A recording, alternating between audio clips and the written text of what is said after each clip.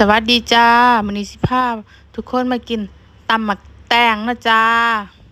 บ้านเจ้าตำคือกันกับบ้านข่อยบ่ที่ใส่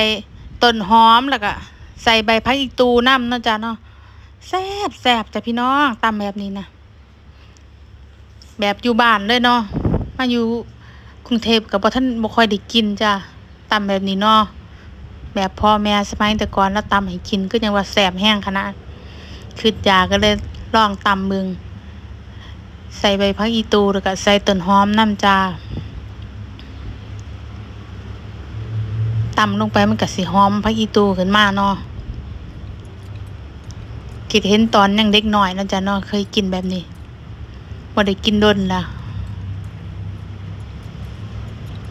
แล้วพี่น้อง